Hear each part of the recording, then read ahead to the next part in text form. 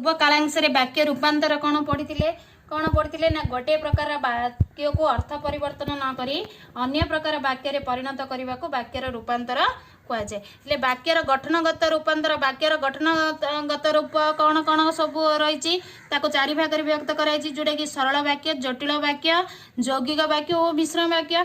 हेले वाक्यर गठनगत रूपांतर रे आमे प्रथमे आमे जो सरल वाक्य जो रही सरल वाक्य को जटिल और यौगिक वाक्य किभली भाव में रूपांतर करा जीवो। सरल वाक्यर जो विशेष विशेषण क्रिया विशेषण अंश गुड़ी को समापेक्षा क्रिया जोगरे पृथक वाक्य करी आपेक्षिक अवय जोगरे कौन करा एक वाक्य परिणत कले ताहा जटिल वाक्य पदवाची हबो।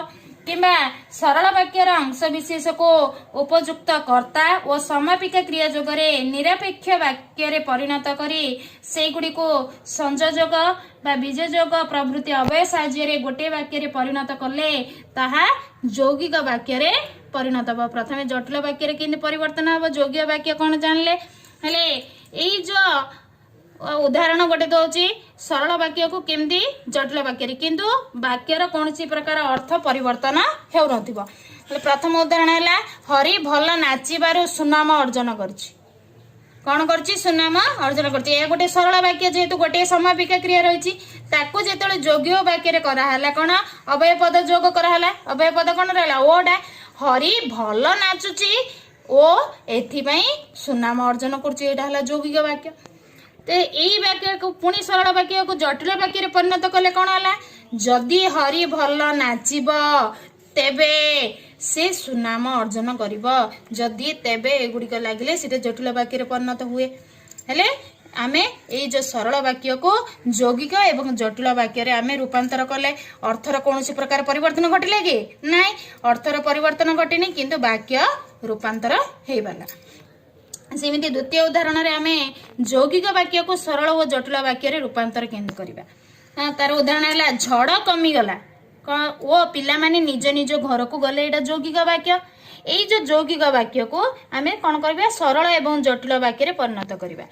वाक्य अर्थर परिवर्तन जिंदी किछि न घटिबो। सरल वाक्य परिणत करिवार कोन हला झड़ कमिबारु पिला माने निज निज घर को फेरिले एटा जेहेतु फेरिले रही समापिका क्रिया सरल वाक्य है। तापरे ताको जटिल वाक्य परिणत कले किमती हम जेहेतु झड़ कमिगला तेणु पिला माने निज निज घर को फेरिले जेहेतु तेणु ए सब जो पद गुड़िकर व्यवहार कराई जटिल वाक्य है किंतु अर्थर कौन प्रकार परिवर्तन घटिला नहीं केवल जटिल यौगिक वाक्य सरल एवं जटिल वाक्य परिणत है। बर्तमान आमे जटिल वाक्य को सरल और यौगिक वाक्य किभली भाव में रूपांतर करबा। सरल वाक्य माने गोटे समापिका थिबो यौगिक वाक्य ओ किंबा लागिबो एवं जटिल वाक्य जेतेबेले सेतेबेले जे हेतु लागिबो। हेले एठी प्रथमे आमे जटिल वाक्य गोटे लिखिचे जटिल वाक्य आमे सरल वाक्य करबा एवं यौगिक वाक्य रूपांतर करबा किंतु वाक्यर परिवर्तन हबो किंतु अर्थर कौन प्रकार परिवर्तन हेबो नाही।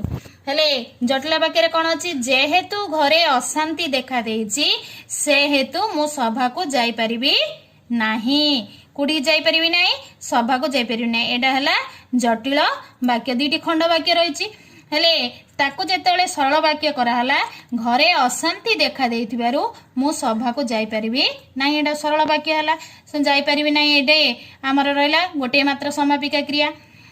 ठीक सेमिति ताकू जेतेबेले यौगिक वाक्य परिणत कराला जटिल वाक्य को कौन लेखा हबो ना घरे अशांति देखा देइछि तेणु मु सभा को जाई परिबी नाही। एई भली भाबरे जटिल वाक्य को सरल एवं यौगिक वाक्य रूपांतर कराला। हेले हमर वाक्यर जो गठनगत रूपांतर किभली भाबरे हैला वाक्यर कौन से अर्थर परिवर्तन हैलानी गठनगत रूपांतर हे पाला। परवर्ती कालांश रे आमे वाक्यर अर्थगत रूपांतर संपर्क रे पढ़िबा।